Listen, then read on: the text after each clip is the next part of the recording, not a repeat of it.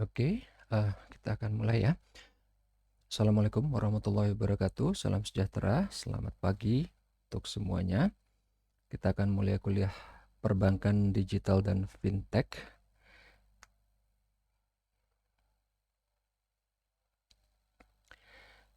Kita akan membahas hari ini mengenai masa depan industri perbankan dalam menghadapi revolusi digital atau industri 4.0. Seperti biasa, kita akan lihat dulu di pelajaran sebelumnya apa yang kita sudah pelajari tentang digital blueprints industri perbankan. Dari paparan yang disampaikan oleh OJK, kita sudah melihat bahwa OJK bertujuan untuk membuat fintech dan bank itu koeksis, hidup berdampingan, saling menunjang. Yang kedua, perbankan di masa depan akan syarat dengan fitur digital. Ya, kita udah tahu, udah banyak gerai digital dibuka, ada Hype Branch, dan kita juga sudah pakai banyak fitur digital seperti apa? Virtual account, kalau kita mau belanja, kalau kita mau ngecek saldo, kita udah pakai apps, kita udah pakai smartphones. Yang ketiga, yang ini ada hubungannya juga dengan tugas kalian yang terakhir, lending perbankan akan menghadapi tantangan dari peer-to-peer lending dan crowdfunding. Oke, kita mulai untuk materi hari ini. Pertama, sebelum kita melihat bank nanti masa depannya seperti apa atau harus seperti apa, kita melihat ke belakang dulu roadmap-nya seperti apa. Bank 1.0, 1.0. Jadi sejarahnya seperti apa? Bank yang tradisional yang masih terfokus, terpusat di cabang, dan bank yang dimulai oleh siapa? Oleh Medici Family di Italia tahun abad ke-12.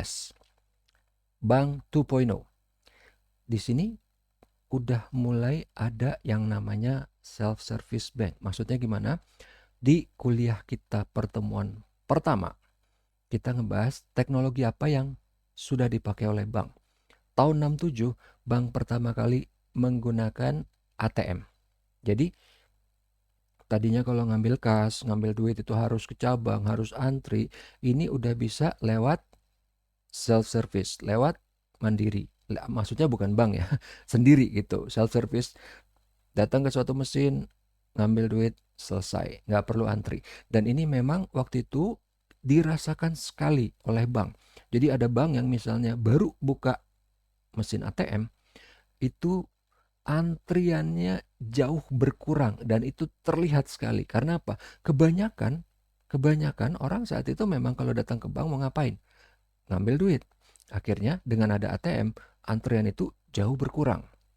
Dan ini juga dipercepat dengan adanya komersialisasi internet. Kalau kita ngelihatnya sebagai apa? .com. .com yang waktu itu bilangnya .com bubble gitu ya, yang terus pecah atau burst. Jadi mulai tahun 95 semua masuk ke internet, semua bidang komersial masuk ke internet. Yang kita tahu siapa? IBM, Pizza Hut masuk ke internet, Burger King masuk ke internet, semua bisnis masuk ke internet. Tapi itu belum cukup. Di yang berikutnya, Bank 3.0. Jadi di sini udah lebih terdefinisikan lagi. Bank itu nggak di cabang. Bank itu kapan kita perlu, di mana kita perlu, that's banking. Jadi ini terlihat mulai dari adanya si smartphone. Kenapa? Dengan smartphone kita bisa mengakses, kalau mungkin zaman dulu, zaman handphone Nokia cuman SMS terbatas ngelihat. Sekarang zamannya ada smartphone, aplikasi bank udah mulai canggih, bukan cuma bisa ngelihat angka-angka. Kita mungkin bisa ngelihat grafik, kita mungkin bisa ngelihat brosur atau apa tahun 2007, dan itu dipercepat lagi di tahun 2008, pertama kali diperkenalkannya iPhone. Nah, tapi yang lebih mempercepat lagi, mengakselerasi lagi itu apa? Mobile payment. Jadi mobile payment itulah yang Pak, ya. maaf, suaranya tidak terdengar. Hah? Sorry. Suaranya nggak kedengeran. Sebentar ya.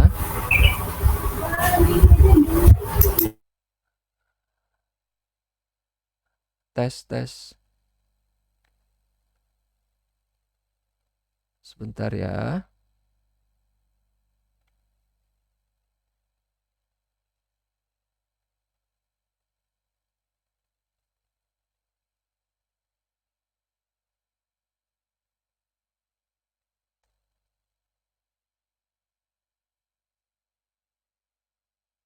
Sorry. Ternyata tadi suaranya nggak kedengeran ya. Sekarang udah kedengeran belum? Udah kayaknya ya. Udah kelihatan tandanya. Sorry tadi nggak kedengeran ya.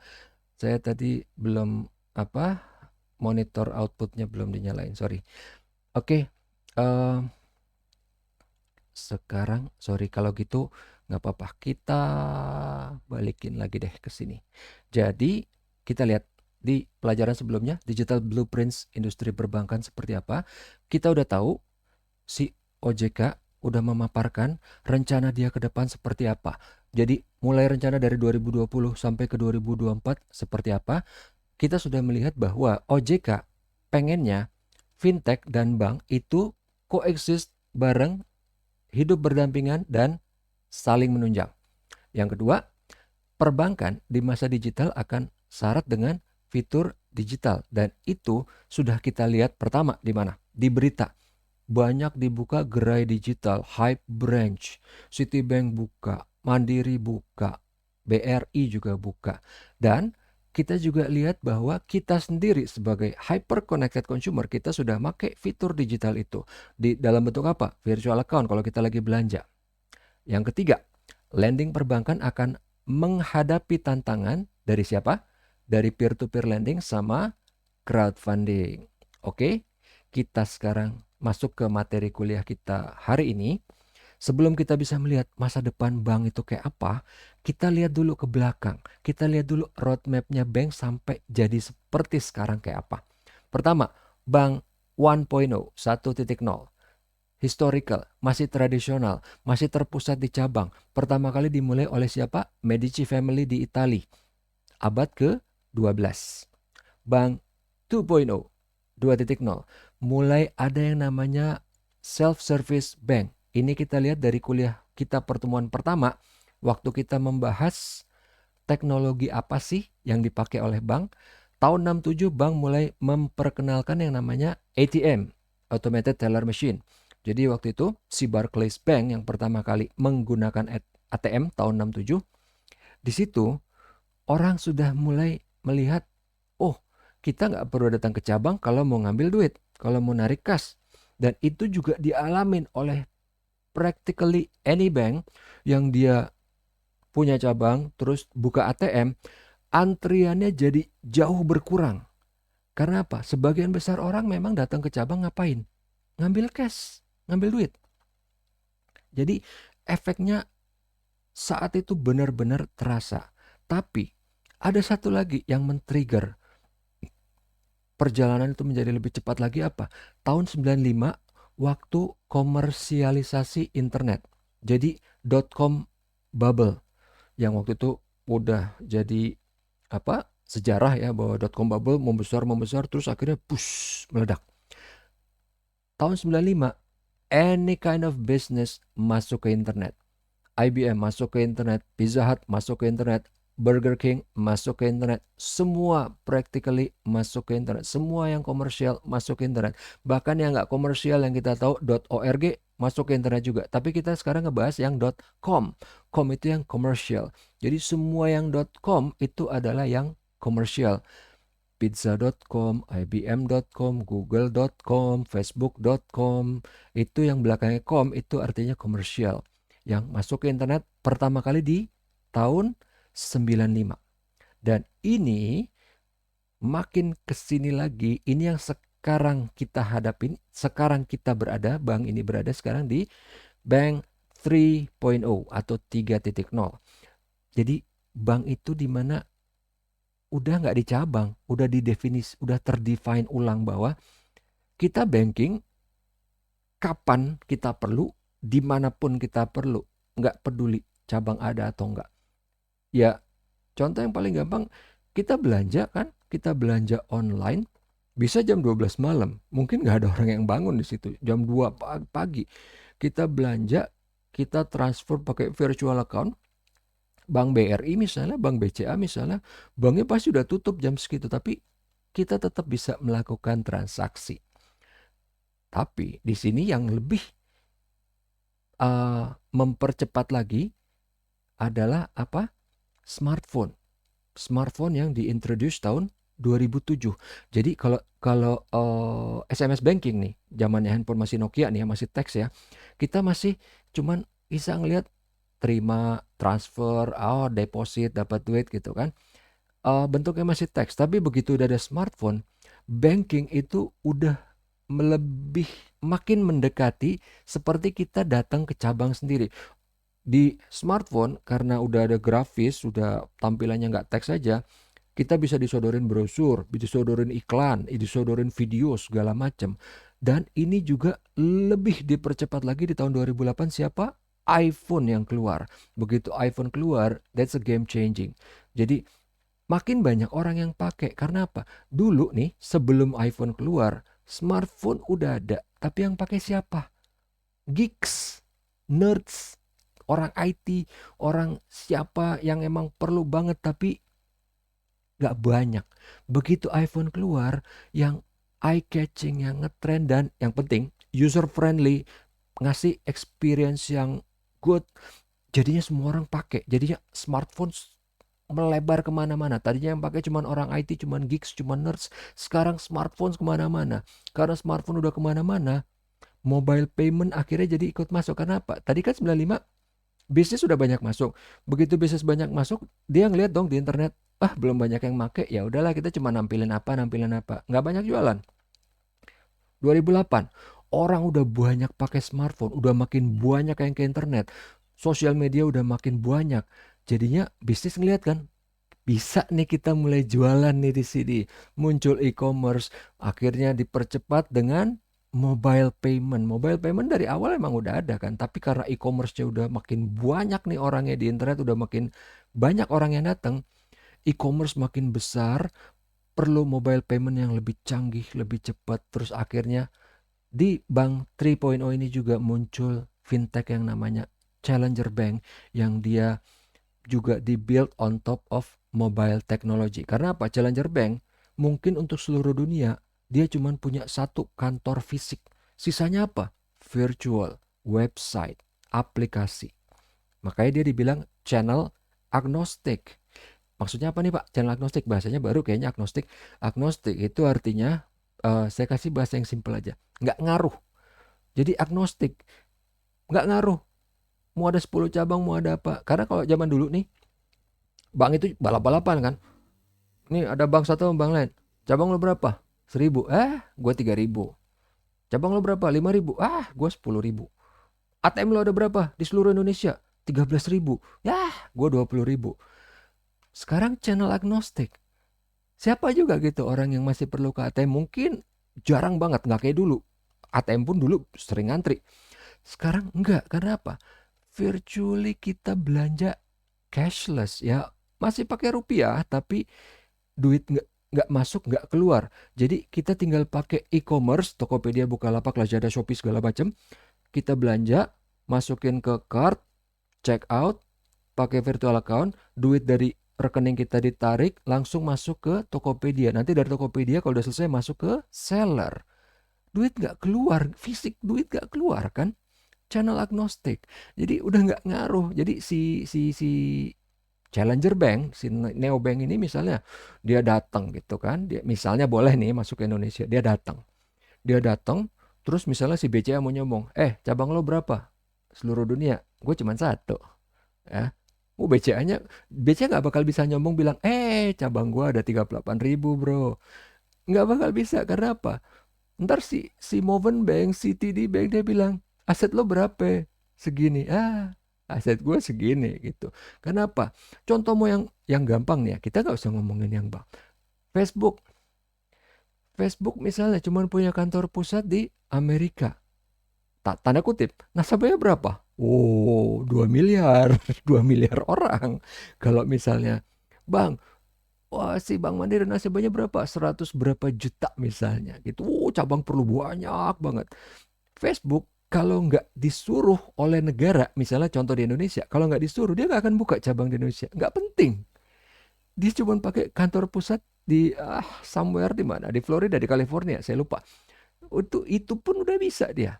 Ini kita ngomongin fintech aja dulu ya. Karena kalau saya ngomongin detail si Neobank atau Challenger Bank, karena kita kemarin-kemarin nggak bahas, agak ngambang. Karena apa? Memang saya nggak sengaja bahas detail karena kita ngelihat Neobank nggak boleh masuk kok sama OJK, nggak bakal kita alamin juga. Tapi ini cuma buat perbandingan bahwa channel udah agnostik. Bank 3.0 ini channel udah agnostik, udah nggak ngaruh gitu loh, udah nggak penting. Mau tahu buktinya apa? Lihat di berita, Bank Anu, Bank X udah menutup sekian cabangnya. Bank Y udah menutup sekian cabangnya. Kenapa ditutup? Berat bro, di cabang nggak ada pemasukan cuma sedikit, sementara pengeluaran banyak, bayar listrik, bayar air, bayar keamanan, bayar uang gedung, segala macam, anything. Pemasukan dikit, pengeluaran banyak, udahlah akhirnya tutup. Karena apa? Bank Even 3.0 ini udah channel agnostic. Sekarang kita melihat ke depannya. Ke depannya gimana nih? Bank 4.0, 4.0 udah embedded. Embedded maksudnya udah masuk ke dalam kehidupan sehari-hari kita dan ubiquitous. Ubiquitous ini bahasanya juga agak baru. Ubiquitous itu artinya transparan, nggak kelihatan. Nggak kelihatan. Jadi dia udah merasuk ke dalam kehidupan orang sehari-hari dan nggak kelihatan dan deliver secara real time. Maksudnya gimana? Jadi gambarannya di Bank 4.0 ini, bank itu udah masuk ke dalam kehidupan kita sehari-hari. Sekarang kita kasih contoh yang gampang. Sekarang kayak gimana sih bank itu? Sekarang bank itu dia nelponin nasabahnya sendiri kan. Oh bapak kan udah nasabah kita untuk apa? Current account ya. Nih pak kita ada kartu kredit anu. Nih pak kita ada asuransi. Bank itu nggak peduli sebenarnya nih orang perlu apa nggak. Dia cuma mikir, ini orang kayaknya perlu nih. Atau ini orang harusnya perlu nih. Bla bla bla bla bla bla. Dia nggak tahu sebenarnya orang itu keperluannya saat itu apa. Dia cuma push, dia lepon. Nih pak lagi ada produk ini loh. Mindsetnya adalah produk. Jadi produk itu kan nggak semua orang punya kebutuhan yang sama. Bahkan tiap orang needs-nya beda. Orang yang sama needs-nya bisa beda hari ini sama kemarin. Orang yang sama needs-nya besok pasti beda. Jadi itu harus embedded ini di 4.0, embedded dan dia transparan. Dia ngeliatin ini orang saat ini perlunya apa. Pak, tapi kan capek ngeliatin. Bukan orang yang ngeliat. Siapa? Big data, machine learning, artificial intelligence. Jadi gambarannya nanti itu ini orang. Contoh saya udah di big datain, udah di bahasanya gampang apa ya? Dikepoin sama Bang A misalnya. Udah dikepoin, udah dilihat, oh saya sekarang lagi ngapain? Oh saya punya anak. Ini anak umur 5 tahun. Nanti pas umur berapa? 7 tahun masuk sekolah. Oh itu perlu pinjaman. Saat itu nanti kita akan tawarkan. Bukan dari sekarang. Nanti pas deket-deket kita tawarkan. Ini loh Pak, ada apa brosur buat sekolahan yang bagus. Ini biayanya sekian. Apa Bapak perlu pinjaman? Kalau enggak ya udah, nggak apa-apa. Tapi intinya produk ditawarkan saat nasabah itu perlu. Bukan nasabahnya lagi tidur, ditelepon, dibangunin, Pak ini ada produk kartu kredit loh Pak, bla bla bla, bunganya lagi 0%. Gitu. Enggak. Benar-benar embedded, ubiquitous, dan delivered in real time. Ini yang penting. Karena saya ambil contoh, balik lagi nih, nggak usah ke yang bank. Ke tadi apa? Saya sendiri misalnya. Saya punya kebutuhan beda sama kalian.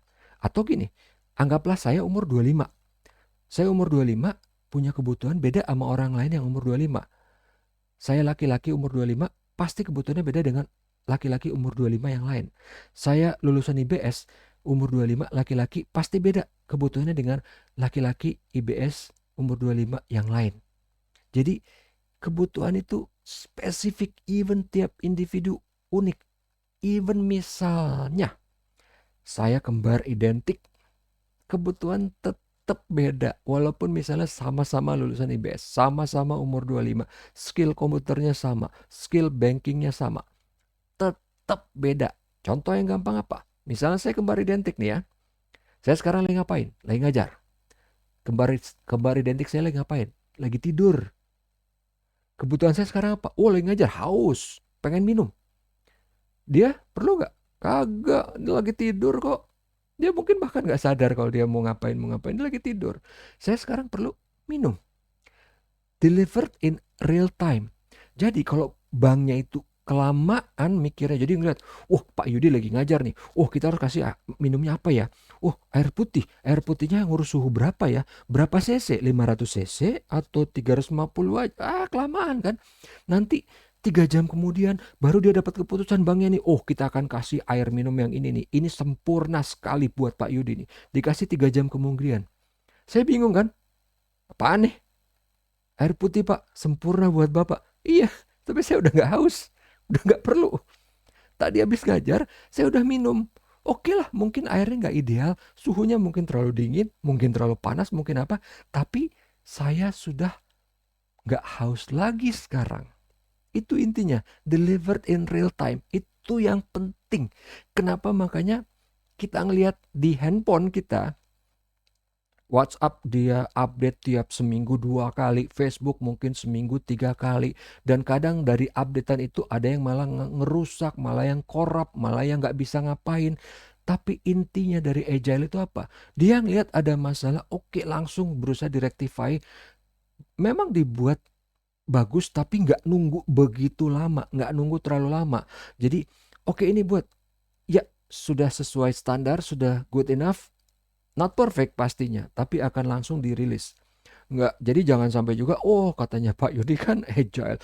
Ini produk nggak usah dites, jebret langsung dikirim. Begitu hasilnya hancur lebur segala macam, langsung dihajar. Enggak, bukan kayak gitu.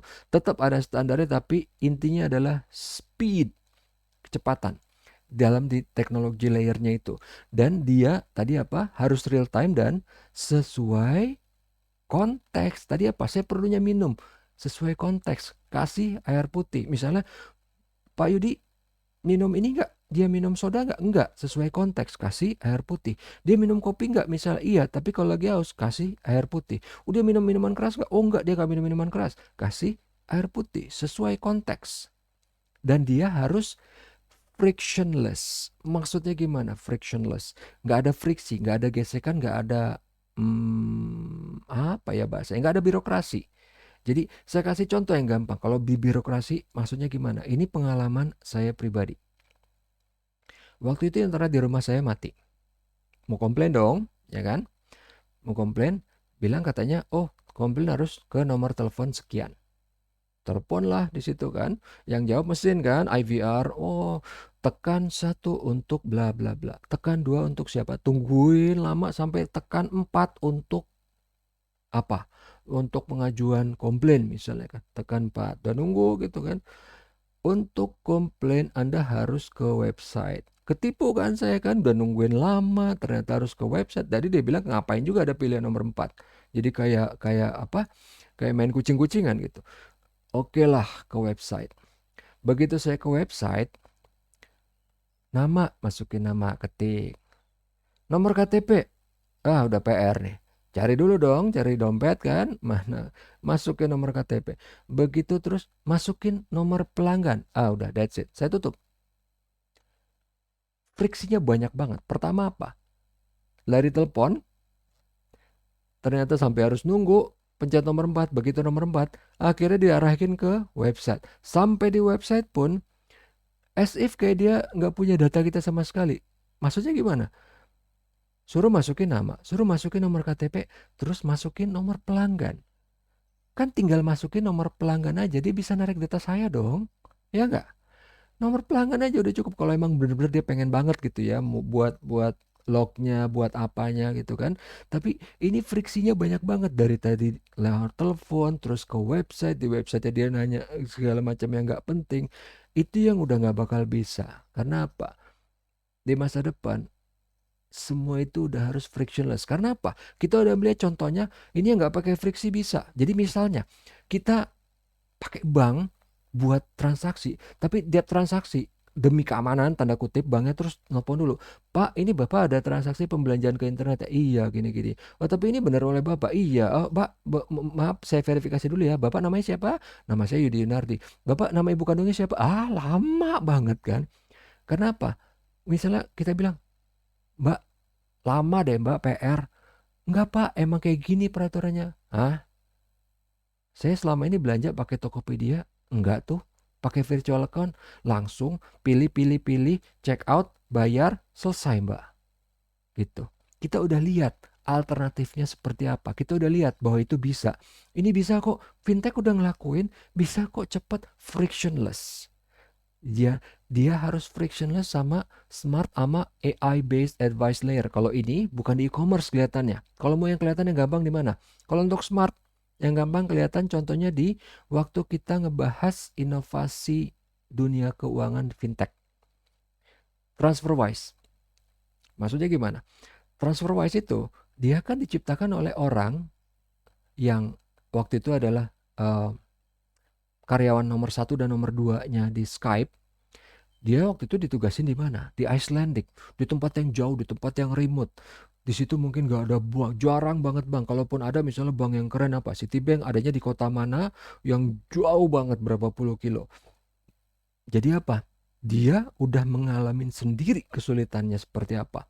Dia misalnya digaji dalam uh, uh, pound sterling. Dia mau transfer balik ke rumahnya di Italia. Dia mau transfer ke euro, pounds ke euro. Kalau di bank, lihat dulu kan rate-nya, harus datang dulu atau mungkin di website banknya dulu. Ngelihat rate-nya sekian, oh iya. Dan lagi itu rate beda. Kalau kalian lihat rate jual, rate belinya, itu rate-nya jelek. Ya karena apa? Buat untung banknya kan. Nah, kalau si TransferWise enggak. Dia bilang, rate yang kita pakai adalah rate yang kalian bisa lihat sendiri di Google. Jadi tiap detik kalian mau lihat, kalaupun beda, kalaupun berubah, itu yang ada di Google, itu yang kita ambil. Jadi smartnya di mana Pak? Smartnya ya kalau mungkin yang gampang yang kita udah ngeliat kan, ini transfer saya gajinya dalam euro. Orang itu misalnya contohnya di apa karyawan nomor 1 nomor 2-nya ini si penemu apa pendiri TransferWise-nya, dia mau transfer 600 pound sterling ke euro. Otomatis langsung hitung pakai rate apa? Rate Google. Tapi itu kita udah sering ngalamin di bank juga bisa. Yang bikin dia pinter apa? Dia bisa misalnya kita lagi ngecek detik ini nih, kita ngecek di Google. Rate-nya sekarang masih jelek. Bisa nggak? Nanti kalau rate-nya udah naik sedikit, udah lebih bagus 10%, otomatis transfer. Smart dong. Bisa dia kayak gitu. Di bank nggak bisa. Jadi kita mau ngeliat misalnya, oh nanti nih kalau rate-nya lebih bagusan dikit ya, lebih bagus 10%, transfer. Atau lebih bagus 15%, transfer. Atau nanti misalnya kalau kita contohnya dalam rupiah. Sekarang kurs rupiah ke dolar misalnya 14.000. Anggaplah normal kemarin-kemarin 14.000. Sekarang 16.000. Wah, mahal. Kita misalnya mau beli dolar nih ya. Oh, 16.000 mahal. Saya nanti mau transaksi kalau udah 15.000, bukan turunnya berapa persen. Kita langsung ngomong angkanya. 15.000 baru transfer, baru transaksi. Bisa itu dilakukan. Smart dong, gitu kan. Dan dia udah smart. Kalau AI based itu nggak bakal kelihatan kalau untuk masalah transaksi. Kalau transaksi intinya cuma matematik doang kan. Ini jumlah kali rate berapa selesai. Kalau AI based itu kelihatannya dipakai di mana? Di wealth management application, di investment. Jadi kalau misalnya dia akan ngelihat ini orang tipenya kayak apa, dia udah nggak di interview lagi nih. Ini orang dia akan langsung kepoin pakai big data, dia ngelihat ini orang risk taker apa enggak. Dilihat dari postingan di sosial medianya, dilihat dari historikalnya orangnya seperti apa, dari kegiatan jejak digitalnya di dunia internet seperti apa. Ini orang risk taker enggak? Kalau enggak, dia akan kasih produk yang konservatif, yang normal, yang biasa gitu. Nanti terus misalnya, oh Bapak ini pengen setahun kemudian investasinya jadi 1 miliar misalnya. Oh berarti Bapak tiap bulan harus nabung misalnya 100 juta misalnya. Oh bulan pertama 100 juta dapat, dia udah berhasil nabung. Bulan kedua ternyata nggak 100, cuman berapa? 80. Di bulan ketiga si AI-nya udah bisa ngitung sendiri. Untuk mencapai target nanti 1 miliar setahun kemudian, di bulan ketiga ini Bapak harus nabung berapa juta? Misalnya 110 misalnya, atau 105 atau 100 berapa. Tapi itu udah langsung dikalkulasi nama dia dan dia udah menghitung supaya nanti ke depannya mencapai 1 miliar itu, di bulan ketiga dia harus nabung berapa. Parameternya udah dimasukin keuntungan dari 100 juta di bulan pertama dengan tadi 80 juta misalnya di bulan kedua, dan termasuk prediksi nanti ke depannya si aset yang dia punya sekarang ini ke depannya trennya seperti apa. Semua itu udah dihitung oleh si AI advice layer ini gitu. Jadi largely digital omnichannel with zero requirements for physical distribution. Ya, ini juga kita udah tahu yang kita udah pernah bahas apa? Omnichannel sama omnichannel. Bahkan waktu itu udah keluar di UTS bukan? Oke. Jadi maksudnya gimana? Saya kasih contoh yang gampang. Ini sudah saya praktekkan sendiri dan kalian sudah alami. Saya kasih omnichannel untuk kuliah saya. Kalian bisa lihat ke e-kampus. Kalian misalnya nggak mau download video, nggak apa-apa. Bisa lihat audionya, bisa download PowerPoint-nya. Download PowerPoint-nya nggak cuma di e-kampus, bisa dari Dropbox saya. Dan kalau misalnya, wah, lagi pergi di jalan, waktu itu downloadnya di laptop, di notebook, ini lagi pergi keluar, kalian bisa lihat video saya lewat YouTube streaming. Jadi kalau misalnya mau, itu saya udah kasih Opti Channel. Dan kalian saya bebaskan untuk mau belajarnya mau pakai yang mana? Omni Channel. Percuma kalau misalnya saya kasih banyak tapi saya bilang, oh nanti apa AS-nya atau UTS-nya keluarnya cuma dari materi yang ini ya, dari yang apa ya gitu, yang rekaman suara atau apa. Nggak bisa. Karena apa? Kalau Opti Channel tapi customer nggak dibebaskan milih, contoh pengalaman saya tadi dengan internet provider. Dia punya channel banyak, telepon, bisa lewat internet, mungkin bisa lewat SMS, saya nggak tahu ya. Dia punya banyak, tapi ternyata apa? Begitu saya telepon, oh Pak nggak bisa, kalau keluhan harus ke website. Saya nggak dibebasin kan? Dia bilang punya channel banyak, tapi kalau untuk keluhan cuman ke sini bisanya. Kalau untuk apa cuman ke sini bisanya. Itu nggak omni. Yes, itu opti channel, tapi itu nggak omni channel. Jadi opti channel penting, tapi omni channel lebih penting lagi kan. Percuma dia punya, wah channelnya ada 20. Oh Pak, kita channel bisa macam-macam. Oh, telepon, website, email, WhatsApp, Telegram, apalah you name it. Tapi ntar begitu kita mau ngapain, oh Pak ini nggak bisa ya, bisanya cuma ke channel yang ini. Oh Pak begitu di WhatsApp nggak bisa Pak ya, bisanya ke Telegram. Di Telegram, oh Pak nggak bisa ya, kalau Telegram bisanya hari Senin sampai Kamis misalnya. Oh ternyata nggak bisa Pak, cuma bisanya jam 10 sampai jam 10. Aneh gitu kan. Opti channel itu penting, tapi yang tidak kalah pentingnya omni channel. Harus dibebaskan. Kalian nih udah punya banyak channel, ya udah kasih kebebasan mau pakai yang mana. Channel agnostic gitu. Dengan zero requirement for physical distribution. Jadi nggak perlu ada fisik branch yang ini sudah dialamin ya dengan menelan pil pahit oleh bank sekarang ini, bahwa ternyata cabang udah nggak perlu. Akhirnya dengan berat hati mereka harus menutup cabang yang ada. Faktanya di mana? Lihat di berita. Bank A, Bank B, ada ya salah satu contohnya Bank BNI. Dia udah banyak menutup cabang. Dan yang saya tahu juga ada itu kalau bank asing itu Commonwealth itu udah menutup cabang bahkan udah dari beberapa tahun yang lalu. Oke, yang berikutnya kita akan melihat ini dari kuliah pertemuan kemarin. Key initiative dari financial services industry, dari si OJK itu, dia juga mengadop teknologi dong. Dia mengadop teknologi untuk regulatory sama supervisory. Yang regulatory namanya RegTech. Di RegTech itu ada apa aja? Teknologi yang dia adopsi itu ada eKYC, ada e-regulatory compliance, ada untuk fraud detection pakai AI, e-reporting sama e-risk management. Ini yang waktu itu juga kita bahas masalah dilema. Jadi si UK yang udah mulai membuat hukum digital dari nol, nggak berdasarkan hukum yang ada. Karena hukum yang ada itu dulu dasarnya dari teknologi yang digital belum ada, elektronik bahkan belum ada kan. UK sudah mulai, walaupun belum selesai, dia udah mulai ke arah sana. Otoritas moneternya sudah mulai membuat bagaimana ini kalau bank-bank menerapkan laporan dalam bentuk digital, nanti hukumnya seperti apa. Itu sudah dimulai oleh UK. Dan untuk yang berikutnya, key initiative itu juga ada selain RegTech, itu juga ada SupTech atau Supervisory Technology. Teknologinya apa aja? Data analysis, text report mining, ini masuknya ke big data.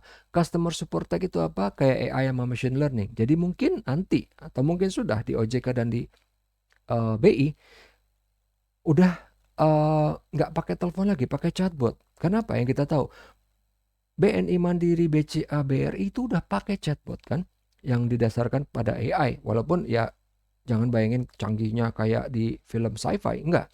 Tapi udah mulai ke arah sana. Jadi si OJK ini pun juga bergerak ke arah sana. Yang keempat apa? Blockchain e-licensing. Karena yang kita tahu apa? Blockchain teknologinya itu nanti pengaplikasiannya banyak banget. Bisa nanti kalau bank udah mulai pakai buat core banking, kalau nanti si BI udah mulai ngeluarin CBDC, apa Central Bank Digital Currency, nanti blockchain itu udah makin banyak dipakai di berbagai aspek kehidupan kita.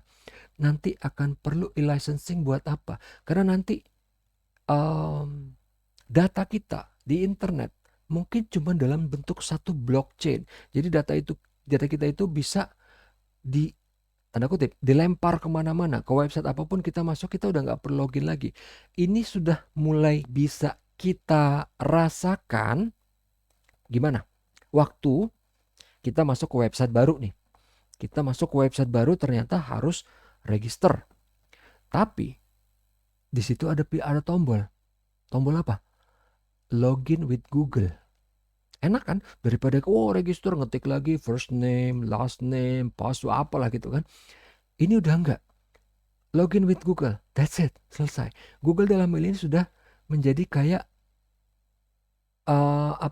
broker, kayak identity broker. Nanti kita juga akan bahas ya identity broker. Jadi kalau nanti udah di blockchain itu semua udah nggak perlu lagi Google sebagai broker ya. Udah ada perusahaan khusus yang spesifik, si fintech khusus yang menjadi identity broker nantinya si blockchain e-licensing ini. Oke, kita ngelihat yang selanjutnya. Tahap awal dari si key initiatives OJK ini, apa yang akan terjadi dengan bank? Pertama, ini yang menarik. Akan ada perubahan komposisi dari sumber daya manusia. Akan lebih banyak diperlukan skill set yang berbau teknologi dan digital. Jadi kalau kemarin-kemarin selama ini di bank itu yang perlu leadershipnya bagus, manajemen skillnya bagus, harus accountingnya bagus atau apa. Sekarang enggak, di segala lini itu harus melek teknologi. Dia accountant, dia harus tahu digital accountant seperti apa, forensic accounting seperti apa. Dia harus tahu. Kalau misalnya dia tahu peraturan apa, misalnya PSAK berapa, 70, 47 atau berapa. Dia harus tahu di programming di aplikasi di Java-nya seperti apa. Dia harus tahu misalnya ininya seperti apa. Yang kedua, akan banyak bermunculan digital branch baik onsite maupun offsite. Yang onsite kita udah lihat waktu itu kan, bahkan yang di Dubai yang udah futuristic banget. Tapi yang di sini dari tahun 2017 Citibank udah ngeluarin digital branch. Dari tugas kalian Mandiri ngeluarin Hype branch, udah banyak. Bahkan yang offsite. Yang offsite apa? Dalam bentuk digital dalam bentuk virtual. Karena apa? Sekarang kita lihat aja, yang onsite-nya udah hilang, udah banyak yang tutup. Akan udah digantikan sama siapa? Yang offsite, yang virtual, yang di internet, yang di aplikasi, yang di super app. Yang ketiga, hampir semua bank akan melakukan open banking untuk berhubungan dengan marketplace atau e-commerce atau yang dibilang embedded banking. Kalau ini udah kita alamin. Kita tiap kali belanja, kita punya rekening di mana nih? Kita punya rekening BCA. Kita belanja pakai apa? Bukalapak, virtual account. Udah pakai. BCA-nya udah membuka, udah open ke fintech atau ke Bukalapak dalam hal ini untuk apa? Diakses datanya, menghasilkan virtual account untuk mengakses data nasabah, ngambil misalnya nasabahnya belanja berapa? 100.000, ngambil duitnya 100.000 untuk dikasih ke Bukalapak misalnya. Ntar ada Bukalapak akan diteruskan ke penjual gitu. Yang keempat, penggunaan cloud computing untuk core banking akan semakin meluas. Ya, ini kita lihat waktu itu di inovasi keuangan di dunia. Jadi pionir waktu itu siapa? Standard Chartered, yang telah kita pelajari di kuliah pertemuan pertama juga waktu itu mengenai teknologi apa yang sudah diadopsi oleh bank dan teknologi apa yang akan diadopsi oleh bank. Waktu itu kan kita ngebahas di pertemuan pertama, teknologi yang tidak akan diadopsi bank itu adalah blockchain. Akhirnya dibuat BI buat sendiri pakai platformnya blockchain, tapi dia bikin yang namanya central bank digital currency. Nah, untuk penggunaan cloud computing ini, si Standard Chartered waktu itu dia sudah mencanangkan. Dia bilang tahun 2020 kita akan mulai mengganti core banking kita dengan cloud computing. Nanti cloud computing ini kita harapkan akan selesai di tahun berapa? 2025. Jadi memang ini pasti gradually bertahap. Bahkan si Standard Chartered Bank ini pun belum selesai, dia baru mulai. Dan dia nanti expect di tahun berapa? 2025. Tapi kita nggak tahu waktu itu dia membuat estimasi ini apa waktu itu udah pandemi atau belum. Kalau misalnya belum berarti kemungkinan molor dong, iya kan? Karena ini kita nggak tahu. Mungkin awalnya kita prediksi, oh pandemi cuma 3 bulan, ternyata enggak. Begitu udah 6 bulan, oh mungkin setahun. Udah setahun, ternyata enggak, belum juga gitu. Jadi mungkin masih molor. Dan kalau menyinggung masalah cloud computing, nanti kita akan bahas di tugas kalian itu dan kenapa saya bilang, oh ini Mandiri, BRI, BCA itu belum. Di beritanya memang sudah, tapi mereka belum. Tapi nanti kita akan bahas detail kenapa saya bilang demikian. Oke, yang berikutnya. Tadi kita bilang apa? Akan diperlukan banyak skill yang berbau-bau digital. Nah, ini kita waktu itu udah pernah bahas kan. Critical roles in future banking itu apa aja sih? Data scientist? Iya, karena nanti semuanya based on data. Yang akan main adalah big data. Data itu akan menjadi the new oil. Itu juga bahasanya dari si Brad King, bahasanya dari OJK sendiri. Jadi data is the new oil. Maksudnya adalah data akan menjadi sesuatu yang sangat berharga sama kayak dulu minyak bumi berharganya gitu. Yang kedua apa? Machine learning specialist. Yang ini juga ada hubungannya dengan artificial intelligence. Karena nanti begitu yang namanya big data, itu nggak bisa diterjemahkan oleh ini yang biasa. Jadi cuman bisa diterjemahkan oleh bahasa mesin, oleh artificial intelligence. Bahwa ini harus pakai algoritma tertentu. Nggak bisa cuman pakai regresi, cuman pakai moving average atau apa, itu nggak bisa. Makanya kenapa diperlukan machine learning specialist. Yang ketiga apa? Experience designer sama storyteller. Karena apa? We need to be inspired. Kita perlu experience, ya kan? Kita perlu experience. Jadi kita udah hyper connected consumer. We want something more. Kita nggak cuma pengen produk, kita pengen experience. Karena apa? Produk aja udah nggak cukup. Karena kita udah lihat kalau even untuk hal yang simple, bukan simple ya. Kayak dulu contoh misalnya, kita kalau mau beli barang, membeli notebook misalnya dulu. Kita beli notebook itu, kita ngeliat speknya. Ini i berapa? Kalau zaman dulu nih, i5. Wah, kalau ada i3 pasti lebih lambat dari i5. Ada i7, i5 pasti lebih lambat dari i7. Tapi yang sekarang terjadi gimana? i7-nya Ultrabook lebih lambat daripada i5. i5-nya di desktop. Jadi i7 yang ULV, Ultra Low Voltage, itu lebih lambat. Jadi sekarang spek udah nggak penting. Yang penting apa? Experience. Makanya kenapa? Ini contoh yang paling gampang kalau kalian lihat iklannya iPhone, iklannya Apple, iklannya MacBook, itu nggak pernah ngomongin spek. Dia ngomongin apa? Cuman oke, ini hebat, ini apa bla bla bla, tapi nggak pernah ngomongin notebook saya pakai i5 loh, RAM-nya sekian, ini bisa ini enggak. Akhirnya walaupun terus dia tetap pakai Intel, dia pakai i5, akhirnya dia desain mikroprosesor sendiri yang namanya M1 yang ternyata akhirnya cepet juga. Jadi yang diperluin adalah experience. Kita udah nggak mau diribetin lagi sama ini spek apa, karena kita bisa ketipu sendiri. i7 ternyata lambat dibanding i5 gitu. Yang kita pengen, jadi kalau misalnya beli notebook, saya pengen notebook yang cepet kayak apa? Pokoknya yang bisa main Witcher 3. That's it. Udah selesai kan? Perlu experience designer sama storyteller. Karena kita juga pengen, udah nggak pengen lagi nih dikasih tahu, oh ini produk ini speednya segini ya, ini segini, ini segini. Enggak, kita dikasihnya dalam bentuk cerita. Oke, ini bisa ngapain? Ini orang bangun pagi, wah terus habis itu dia apa? Dia main Cyberpunk 2077 udah ada, dia download, main, wah ternyata mainnya smooth, semuanya nggak ada nge-lag, nggak ada nge-crash. Dalam bentuk cerita, gitu. Yang keempat apa? Behavioral psychologist. Kita ingat waktu itu efek internet apa? Cyber psychology. Ini bisa menyangkut, kalau misalnya dalam hal ini kalau konteksnya di bank, bisa menyangkut kepada orang yang di dalam, yaitu staffnya, juga bisa menyangkut kepada pelanggannya. Hyper connected consumer, hyper connected staff. Jadi perlu behavioral psychologist karena apa? Tantangan psikologi yang dihadapi sekarang itu beda sama yang dulu. Sekarang orang mungkin makin banyak gampang stres. Kalau zaman dulu, ya ini saya kasih contoh yang ekstrim ya.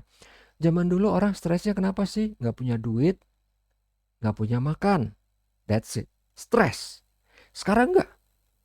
Orang punya duit, orang punya makan, stres. Banyak yang bunuh diri, banyak yang apa. Ada yang main game sampai meninggal.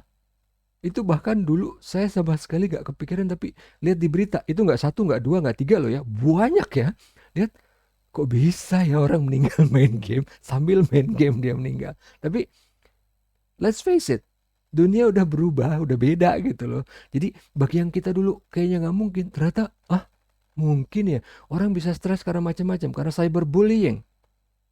Karena apa? Karena misalnya terlalu banyak posting. Saya nggak tahu ya, saya bukan psikologis. Misalnya ini contoh aja, yang dulu kita sama sekali nggak kepikiran. Kok bisa sih? Ternyata bisa tuh, ada efek psikologisnya gitu loh. Itu kenapa sih behavioral psychologist ini penting. Plus satu lagi buat apa? Design thinking. Jadi kalau misalnya dia ngedesain suatu produk, suatu website, suatu aplikasi, itu kenapa perlu behavioral psychologist. Contoh yang paling gampang, kalau ada aplikasi e-commerce yang dia buat check out belanja, itu perlu ngeklik sampai 5 kali, 6 kali, 7 kali, 7 klik, repot, panjang, nggak akan dipakai kan. Plus lagi misalnya harus apa? Harus user friendly. Jadi yang namanya aplikasi tampilannya bukan cuman perlu artistik, perlu indah, perlu keren, enggak. Perlu behavioral psychologist supaya aplikasi ini bisa didesain mudah dan intuitif. Maksudnya gimana? Orang nggak perlu belajar, tinggal ngelihat, oh iya kayaknya kalau mau beli gue tinggal klik beli. Dah, habis klik beli, apa nih menunya? Oh, habis klik beli harusnya ini dong, transfer dong, masukin nomor rekening atau apa segala macam. Jadi intuitif. Itu juga kenapa diperlukan si behavioral psychologist. Karena apa? Design thinking design by principle, bahwa kita harus melihat lagi yang namanya aplikasi udah nggak cukup cuman dengan oh cuman perlu engineer, cuman perlu apa, enggak. Udah perlu sisi artnya, udah perlu sisi behavioralnya, udah perlu segala jenis disiplin ilmu gitu. Yang berikutnya apa? Blockchain integrator. Nah, kalau misalnya kan kita waktu itu udah sempat bahas bahwa blockchain ini bisa masuk ke segala jenis lini kehidupan, termasuk ke core banking, termasuk ke identity kita dibungkus di save dalam bentuk blockchain, bisa masuk ke mana aja. Jadi ini nantinya kalau misalnya semua itu udah di dalam bentuk blockchain, nantinya udah banyak nih blockchain. Jadi nanti misalnya data kependudukan dalam bentuk blockchain, ini data keuangan dalam bentuk blockchain, dan data perusahaan apa dalam bentuk blockchain. Kalau misalnya kita mau cari sesuatu, itu udah akan diperlukan integratornya.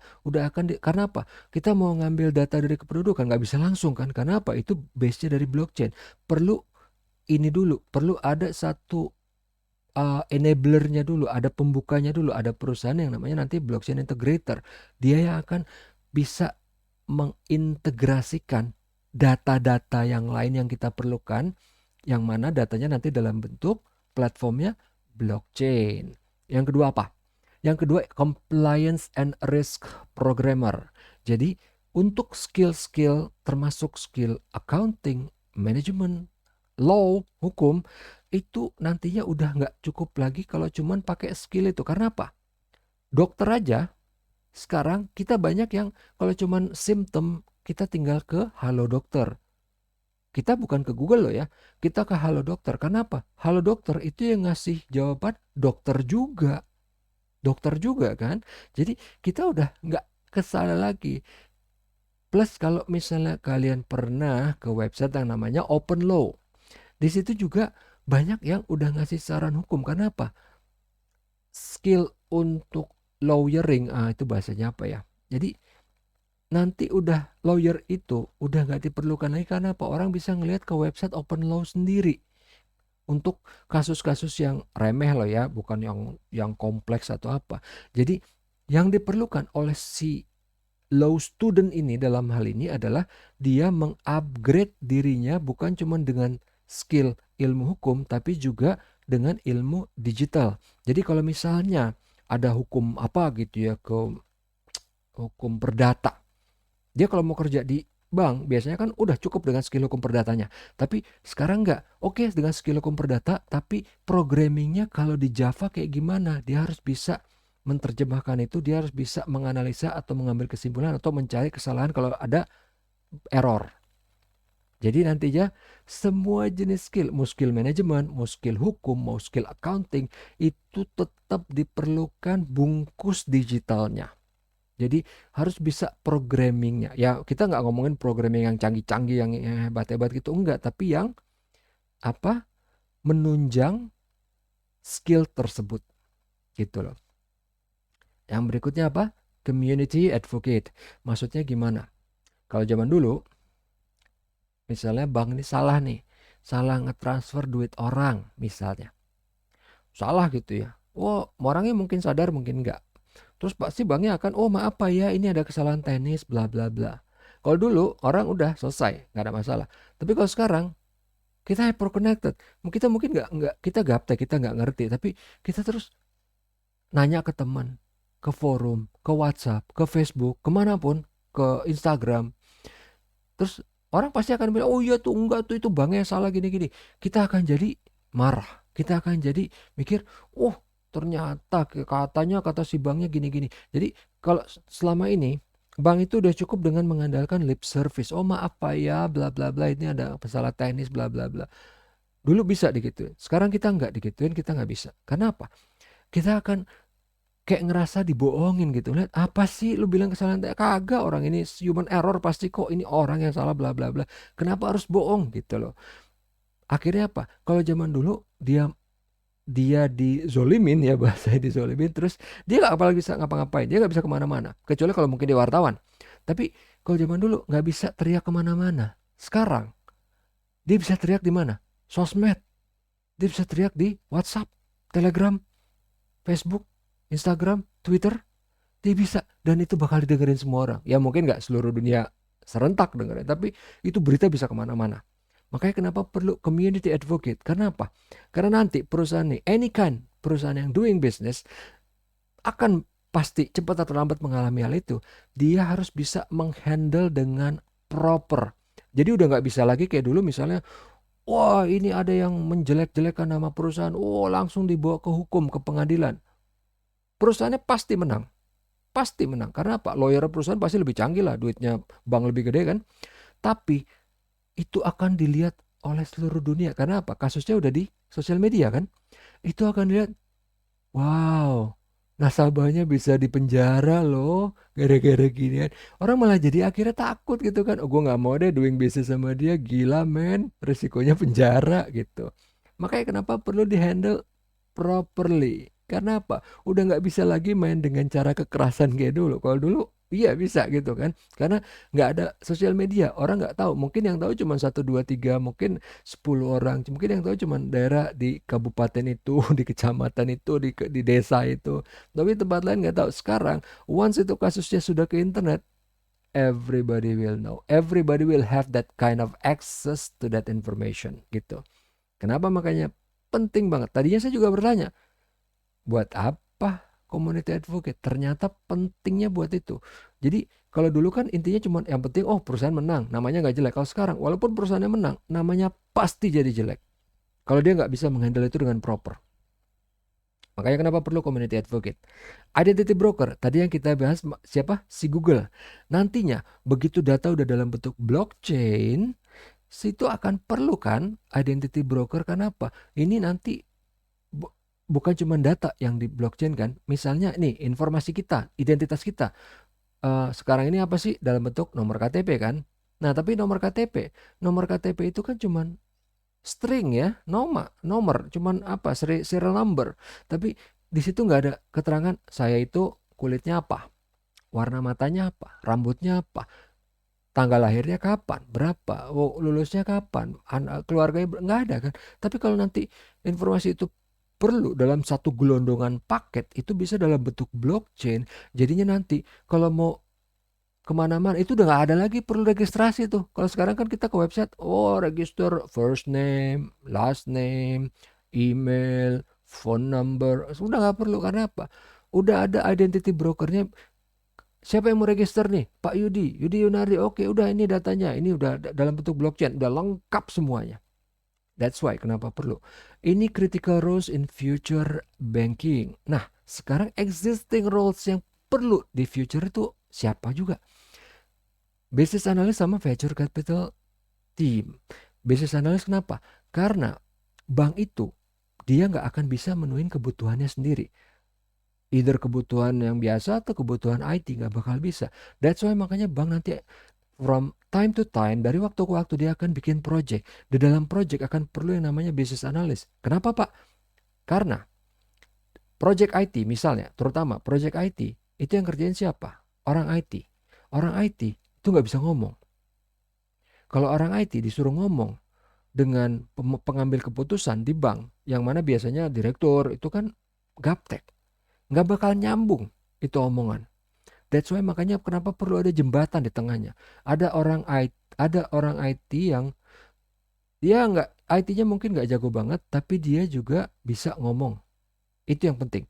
Dia menjembatani antara si nerds ini dengan si hipster apa ya namanya. Antara orang IT yang ngomongnya seperti apa dengan orang bisnis yang ngomongnya seperti apa. Kurang lebih kayak gitulah ya. Jadi dia yang ada di tengah-tengah yang menerjemahkan keinginan businessman ini kepada orang IT. Nanti orang IT-nya bilang, ini ada yang bisa, ada yang enggak, ada yang apa, ada yang apa. Dia ngomong lagi menerjemahkan bahasa tersebut ke businessman ini. Kurang lebih kayak gitu. Kenapa business analyst tetap akan perlu nanti di masa depan? Karena akan banyak project-project bank ini. Jadi bank ini mungkin nggak bisa langsung berubah dong. Dia mau berubahnya bertahap. Sekarang dia perlu project misalnya kayak apa tadi? Mau ganti core banking. Dia pasti akan bikin projectnya. Kayak gitu. Venture capital team. Jadi kalau ini khusus untuk masalah tech ya, untuk fintech tadi misalnya, bank ini misalnya perlu apa? Wah, saya perlu buat misalnya, contohnya ICBC, dia bikin apa? E-commerce kan? Dia bikin e-commerce. Nah, kalau misalnya si bank ini, katakanlah BRI, dia mau bikin e-commerce buat UMKM. BRI nggak punya skill di situ, nggak punya specialty. Dia bisa ngapain? Dia bisa ngelihat e-commerce yang udah ada yang bagus siapa? Misalnya, ada nih aplikasi namanya A. Ya pilih jangan yang mahal ya, karena kan kalau kayak Tokopedia atau apa ya mungkin kalau BRI mau beli, nilainya mungkin bisa di atas 10 miliar, kemahalan dong. Dia lihat misalnya yang ada, yang baru berkembang, misalnya apa gitu ya, apalah ya. Beli-beli ya enggak jangan beli-beli terlalu gede. Misalnya ada apa gitu ya yang masih belum terlalu gede, dia tinggal beli, dia tinggal invest ke situ. Baru nanti dibagusin sendiri. Venture capital team. Jadi dia bisa grow itu tanpa harus ngebangun dari nol di dalam. Itu intinya. Nah, efek dari key initiatives OJK terhadap bank yang berikutnya apa sih? Social media customer engagement. Maksudnya gimana? Ini kita akan lihat contohnya itu yang paling gampang. Sekarang, kalau kalian misalnya punya teman, apa ya, om, tante, bapak, paman, siapa yang kerja di bank. Dia posting kegiatan dia di sosial media. Oh ya, hari ini lagi apa? Hari Kartini. Lagi Kartini dia, lagi foto apa cute gitu ya, pakai baju Kartini bla bla bla. Kita melihat ini orang misalnya kerja di mana? Di Bank Mandiri misalnya. Oh, kita melihat kehidupan Bank Mandiri secara manusiawi. Ini orangnya loh. Tapi nantinya, kalau tadi itu kan adalah orangnya yang memposting kegiatan dia sebagai karyawan Bank Mandiri secara individual. Tapi nantinya Bank Mandirinya sendiri perlu untuk melakukan hal tersebut. Kenapa? Karena kalau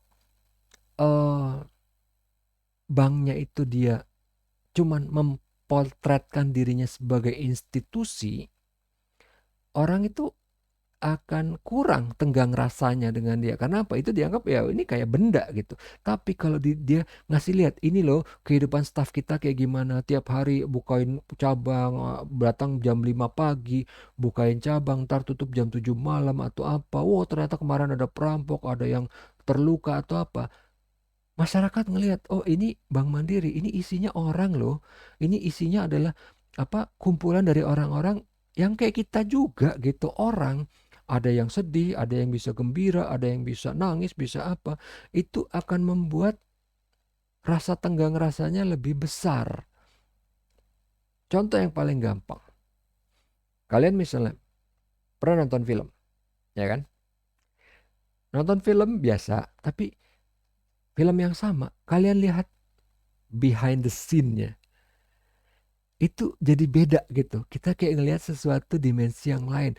Oh, ini di belakangnya kayak gini tuh. Oh, ini kayak gini tuh. Jadi ada memperkaya pengertian kita terhadap film itu karena ada behind the scene ya. Sama juga dengan kasusnya tadi Bank Mandiri. Orang jadi melihat, oh ternyata jadi karyawan bank itu nggak cuman enak ya. Mungkin kan selama ini kalau cuma kelihatan, oh enaknya doang, kelihatan, oh kaya, oh banyak duit apa. Tapi, oh ini apa ya, datangnya harus pagi. Oh kalau belum ntar kalau udah rampok, oh ntar kalau duitnya hilang atau apa gitu. Jadi lebih dimanusiawikan. Yang kedua apa? Nano lending. Ini nano lending kita waktu itu udah pernah bahas dibandingkan dengan apa? Kartu kredit. Kalau kartu kredit kita punya, kita harus bayar apa? Iuran tahunan. Mau dipakai mau enggak, kita harus bayar. Makanya akhirnya menimbulkan kebutuhan yang menciptakan kebutuhan yang destruktif. Jadinya, ini udah ada kartu kredit nih, udahlah pakai jebret pakai, akhirnya kita nggak bisa bayar. Tapi dengan nano lending kita cuman bayar saat kita pakai, saat kita perlu. Jadi makanya tadi kenapa pentingnya ini dipadukan dengan AI, dengan big data. Jadi nanti pada saat nih orangnya perlu, dari historical data, ini orang misalnya, dia punya anak kecil, dia beli susu setiap minggu 2 kali. Hari apa aja? Hari Selasa sama hari Kamis misalnya.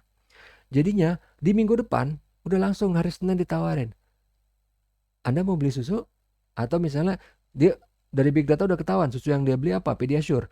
Ini lagi ada diskon di toko ini Pediasure, mau beli apa enggak? Kalau nggak punya, kalau apa butuh pinjaman, kita bisa kasih pinjaman. Kayak gitu loh. Jadinya sesuai konteks, real time, dan ada benefitnya buat kita. Oh, ya udah deh, mungkin kita sebenarnya duit ada. Oh, jadinya duit yang ada kita bisa pakai buat yang lain. Misalnya ini kita bisa buat untuk beli susu, buat pinjamannya gitu. Nano lending, karena nilai pinjamannya nggak mesti gede-gede banget dong. Ya beli susu berapa misalnya ya, 500.000 atau berapa. Nggak gede, tapi intinya itu adalah pelayanan akan menjadi embedded dalam kehidupan sehari-hari. Jadi benar-benar memenuhi kebutuhan individu secara spesifik. Ya tadi kan orang lain punya anak kecil juga misalnya. Mungkin dia beli susunya nggak 2 kali seminggu. Mungkin 3 kali, mungkin 4 kali, mungkin 1 kali. Yang beli 2 kali, mungkin nggak hari Senin Kemis. Mungkin nggak hari Selasa Kamis, mungkin hari apa ya, Senin sama Minggu misalnya. Tiap individu kebutuhannya beda, kebutuhannya unik. Jadi spesifik akan dilihat per individu dengan mempergunakan komputer dengan AI dengan big data. Jadi kalau untuk penggunaan AI untuk customer support, tadi kita udah sempat singgung yang dipakai sama si Regtech sama Subtech juga, bahwa ini udah banyak dipakai. Kalau kalian lihat di tugas kalian sendiri kemarin, Mandiri udah punya chatbot berbasis AI. BNI juga udah punya, BRI udah punya, BCA udah punya, even Danamon udah punya. Penggunaan machine learning untuk fraud detection, ini juga yang ada di Regtech tadi ya. Jadi machine learning akan melihat, pertama, titik-titik lemah dari sistem itu di mana. Kedua, dia akan melihat ini untuk mencegah gitu ya, mencegah sebelum itu terjadi. Pertama, titik lemahnya di mana. Kedua, dari historical data itu biasanya orang akan menipu di bagian mana. Contoh misalnya gini, biasanya orang itu akan menipu di jam yang aneh, misalnya di jam 1 pagi, yang orang ditelepon dibangunin karena masih ini, tinggal Pak ini anak-anak Bapak kecelakaan atau apa. Ya orang nggak siap kan, masih ngantuk-ngantuk gitu, wah, kaget tiba-tiba, wah bla bla bla gini. Itu cuma contoh yang gampang ya. Untuk masalah fraud detection dilihat dari behavior, bahwa orang pasti akan, ya namanya orang nyolong pasti di jam yang nggak biasa kan, yang nggak banyak orang misalnya kayak gitu. Itu cuman dilihat dari kita learning by behavior, dan itu bisa dilakukan oleh si mesin ini. Yang berikutnya apa? Penggunaan CBDC dan blockchain. Iya, tadi kita udah bahas bahwa kenapa di pertemuan pertama blockchain nggak bakal bisa diadopsi, karena dia decentralized sama anonymous. Akhirnya tapi platform blockchain tetap dipakai oleh BI, cuman dia bikin produk sendiri yang namanya CBDC, Central Bank Digital Currency, yang didasarkan pada teknologi blockchain. Yang terakhir yang penting menjadi agile bank, either itu mau fully ataupun partially, tapi dia harus agile. Karena apa? Bank itu sekarang ini harus gini, harus berubah, harus apa? Bukan karena fintech. Karena siapa? Karena kita udah hyper connected. Kita udah nggak pengen lambat, kita nggak pengen friksi, kita nggak pengen birokrasi, kita nggak pengen out of context. Kita nggak pengen tiba-tiba diteleponin, Pak ini ada produk ini. Ah, produk apa? Gue nggak perlu kok. Ngapain lo telepon? Udah blok langsung gitu. Jadi kita yang pengen bank itu menjadi agile. Karena apa? Kita melihat fintech dan kita sangat nyaman dengan fintech, dengan Tokopedia, dengan Bukalapak, dengan Shopee. Kita melihat bahwa ini convenience, ini memudahkan, ini membantu sekali kita. Makanya kenapa kita demand the same thing dengan si bank ini, gitu. Oke? Nah, jadi yang berikutnya, tadi itu kita lihat kan, efek dari inisiatif itu ada si nano lending, AI sama ML, yang itu pasti didasari dengan big data. Oke, pasti kita udah tahu. Ya, nah ini ancaman apa sih yang dihadapi sama si bank? Kita lihat dari dua sisi ya, lending sama funding. Lending kita udah lihat, dia akan dapat ancaman dari siapa? Peer-to-peer lending sama crowdfunding. Dari peer-to-peer lending, di sini pinternya bank kan, dia diancam peer-to-peer lending, dia ikutan nyalurin kredit ke peer-to-peer lending. Kalian lihat dari tugas kalian itu, semua bank yang ada itu udah menyalurkan kredit lewat peer-to-peer lending. Jadi udah bukan ancaman, bahkan opportunity sekarang buat bank. Yang kedua, kalau dari sisi funding, ini yang belum. Bank nanti akan berhadapan sama siapa? Bukan fintech, sama big tech. Dia berhadapan sama Alibaba, sama Amazon, Google, Tencent, Apple. Kok Apple? Apple ya. Dia akan berhadapan sama ini fintech yang gede-gede ya, gampangnya kita bilangnya big tech, ataupun juga dari neobank. Semuanya ini big tech ataupun neobank itu so far sampai sekarang masih ditahan oleh OJK, nggak boleh masuk. Makanya OJK bilang pokoknya kalau mau doing bank di Indonesia harus punya lisensi bank. Untuk punya lisensi bank ya harus jadi bank beneran, bukan neobank. Makanya sampai sekarang belum bisa. Tapi kita nggak tahu itu sampai kapan blockage itu bisa bertahan. Contoh, saya waktu itu udah pernah bilang misalnya apa? Samsung Pay, Google Pay, Apple Pay nggak boleh masuk ke Indonesia. Tapi apa yang terjadi? Kalian yang pernah main game, Mobile Legends, PUBG atau apa, yang pernah beli voucher buat game di Indomaret, beli voucher yang kayaknya bentuknya kertas kayak kartu gitu ya, beli. Mungkin entah buat apa ya, namanya main game, mungkin buat armor, buat apa, XP, saya nggak tahu ya. Beli nilainya berapa? 50.000, 100.000, 500.000. Lihat di situ. Itu Google Pay. Dia menyelusup masuk. Jadi kita ngepay harusnya sih kalau di luar itu nggak perlu ke Indomaret, nggak perlu pakai kertas kayak bentuknya kayak kartu gitu, kita bisa langsung lewat telepon. Tapi di sini mungkin nggak bisa karena di blok tadi. Tapi tetap dia bisa menyelusup masuk lewat mana? Indomaret dalam bentuk fisik cardnya. Jadi walaupun ditahan segimanapun juga, one way or another akan cari cara, akan ada cara. Kalau memang udah saatnya masuk, dia akan masuk. Entah lewat mana. Kalau bayangan saya nih, neobank ditahan. Kalau saya jadi neobank, saya akan bilang, oke, gue ditahan, gak boleh masuk ke Indonesia, gue akan kerjasama. Sekarang bank yang ecek-ecek di Indonesia siapa sih? Misalnya ya, misalnya. Kan kalau siapa kemarin? Rabobank sama satu lagi bank yang baru dibeli BCA itu ya. Itu kan bank kecil ya. Tapi kan karena udah dibeli BCA ya udah hitungannya jadi bank gede karena di belakangnya BCA kan. Tapi yang bank benar-benar masih kecil nih, siapa? Misalnya Victoria Bank. Ini neobank lihat kan, wah di Indonesia ada tuh. Nggak perlu license kan? Maksudnya apa? Victoria Bank udah jalan, dia udah punya license. Neobank tinggal datang. You mau nggak kerja sama I? Oke, kerja sama kita. Jadi kalau Victoria mungkin cabangnya even di Indonesia pun dikit. Di luar negeri nggak ada kan? Tenang aja. Gue boleh masuk ke Indonesia pakai networknya you. You boleh akses ke dunia luar pakai networknya I. Gitu kan? Kerjasama. Kalau emang ntar saatnya udah saatnya untuk masuk, dia pasti akan ada cara.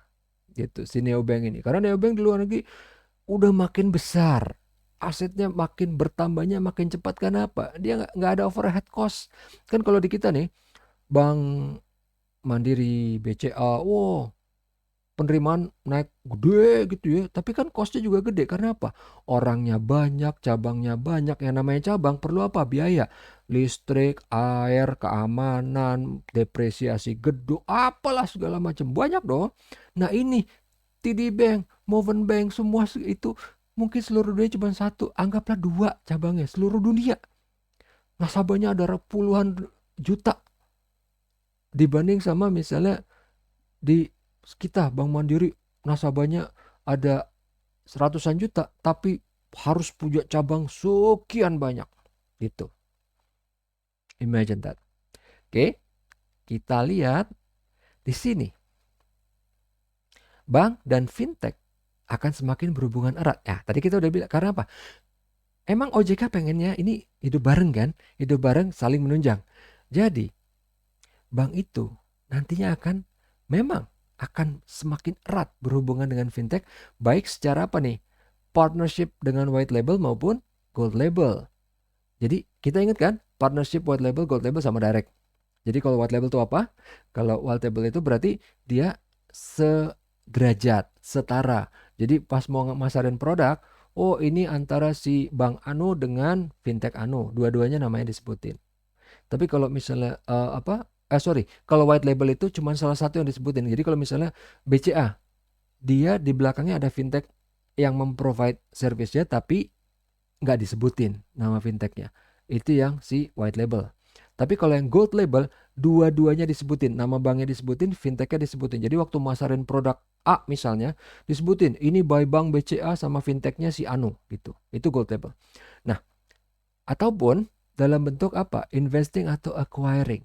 Kita melihat contoh ini yang paling gampang itu, kita tahu nih, payment gateway yang paling tua dan paling besar siapa? PayPal. Dan ada satu kontestan, challengernya si PayPal yang namanya Stripe. Dia belum sebesar PayPal. Tapi secara teknis nih, bagi orang IT kita udah ngeliat fiturnya identik sama. Maksudnya bukan identik copas ya, tapi sama powerfulnya. Sama powerfulnya, fiturnya sama bagusnya, sama canggihnya. Siapa dia? Stripe. Ternyata Stripe itu, ironisnya, waktu pertama kali didirikan banget itu sama bukan sempalan ya, sama ex karyawannya dari PayPal. Bikin, dan yang lebih ironisnya lagi, sempat didanain oleh PayPal. Tapi yang menariknya gini, PayPal udah gede nih. Udah ngeliat, semua perusahaan, bank, kartu kredit, atau apapun udah ngeliat ancaman nih. Fintech itu udah ancaman saat itu. Nah terus, yang punya network kartu kredit siapa sih di dunia ini? Cuma dua kan? Visa sama Mastercard. Visa saat itu ngelihat PayPal itu ancaman buat dia. Tapi Visa had no idea. Fintech tuh kayak gimana? Payment gateway itu kayak gimana? Dia nggak tahu. Yang paling gampang ngapain? Dia invest. Kalau ke PayPal nggak bisa mungkin kegedean. Oh ini sama nih dengan PayPal, Stripe. Visa invest ke Stripe. Terus dia lihat teknologinya Stripe kayak gimana, dia pakai teknologi itu. Google, dia invest ke Stripe. Jadi Google Pay juga didasari pakai teknologinya Stripe. Dan ada bank di di Australia, dia invest di Stripe juga. Dia ngelihat. Jadi dengan invest itu dia bisa pakai teknologinya kan? Gitu. Jadi selain invest bisa juga dia acquiring. Seperti yang terjadi kalau misalnya misalnya dalam hal ini kalau Stripe tadi nggak terlalu besar, bank ini ada yang tertarik sama teknologi Stripe, dia bisa aja nggak cuma invest, langsung aja dibeli segelondongan semuanya. Gue beli deh sini, pretelin teknologinya langsung pakai. Bisa investing, bisa acquiring. Oke. Nah, sekarang apa sih yang akan terjadi di industri perbankan nih? Kayak gimana sih masa depannya? Penduduk yang sekarang belum menjadi nasabah bank, di masa depan akan memasuki layanan keuangan melalui apa? Melalui fintech. Jadi ingat di pertemuan sebelumnya, fintech itu yang akan menjangkau yang unbank sama yang underbank. Gitu. Kredit yang dikucurkan bank sebagian besar diproses melalui artificial intelligence dan algoritma software. Hanya untuk beberapa kasus di mana human advisor memegang peranan dalam persetujuan kredit. Misalnya emang kreditnya gede banget, berapa ratus miliar, berapa triliun, atau mungkin kreditnya biasa, jumlahnya nggak gede banget, walaupun nggak kecil juga, tapi orangnya penting. Misalnya orangnya adalah politically exposed person, artis, gubernur, apalah. Mungkin itu tetap nanti oleh human advisor. Yang ketiga, hampir semua perbankan retail akan memperoleh sebagian besar revenue dari digitally channeled. Seperti yang waktu itu kita pernah bahas, perbedaan antara traditional bank sama modern bank. Modern bank itu harusnya nggak lagi nggak lagi mendasari penerimaannya dari net interest income. Itu modern bank. Padahal ternyata kenyataannya, bahkan di kita yang bank-bank hampir semua yang terlihat modern, BCA, BNI, BRI, Mandiri segala macam, masih mendasari pada net interest income. Jadi bahkan hitungannya belum bank modern. Bukan cuma digital, belum menjadi bank modern. Masih bank tradisional karena masih pakai net interest income. Jadi sebagian besar penerimaannya masih net interest income. Padahal nantinya di digital itu sebagian besar revenue udah dari channel digital, udah dari transaksional gitu loh. Oke. Semakin banyak negara yang fully cashless. Kita udah lihat ini di mana? Kenya dengan M-Pesa. Kita udah lihat di mana? Norwegia dengan Vipps. Sama terakhir di mana? Cina dengan Alipay. Sisanya yang lain mungkin nggak fully cashless satu negara, tapi mostly akan cashless. Dan kita juga udah mulai kan, kita udah banyak belanja, kita udah jarang narik duit di ATM, kita udah belanja lewat online. Ya terbantu juga karena adanya pandemi ini, jadi kita terpaksa tanda kutip belanja lewat online. Dengan penggunaan AI dan konsep Agile Bank, jumlah tenaga kerja yang diserap perbankan akan menurun, bergeser ke lembaga jasa keuangan lainnya. Wah, mungkin ini kelihatannya pesimis ya. Tapi lihat poin ketiga. Di masa depan, lebih dari setengah angkatan kerja akan bekerja di industri layanan keuangan. Jadi di masa depan itu, yang kerja di bank mungkin turun, tapi industri layanan keuangan yang lain, fintech ini akan jadi makin besar. Ya, industri layanan keuangan ini nanti akan menyerap lebih dari setengah angkatan kerja. Jadi yang di bank itu mungkin emang turun, tapi di fintechnya akan makin besar. Jadi fintech ini besar bukan dengan cara ngancurin bank, tapi dia membesar. Bank yang ada itu mungkin jumlah banknya berkurang, tapi bank yang adanya akan membesar. Jadi mungkin sekarang misalnya, sekarang ada 5 bank. Jumlah banknya berkurang jadi cuma 3. 3, tapi 3 ini nanti akan jadi lebih besar. Karena apa? Karena dia tadi bekerja sama fintech kan. Fintech yang membesar, dia otomatis akan membesar juga. Gitu. Oke. Nah, ini sekarang kita akan melihat ini adalah rangkuman dari Bank 4.0 itu seperti apa. Yang pertama, kita udah tahu tadi kan, yang kita perluin apa? Experience, bukan produk. Yang kita perluin itu adalah experience.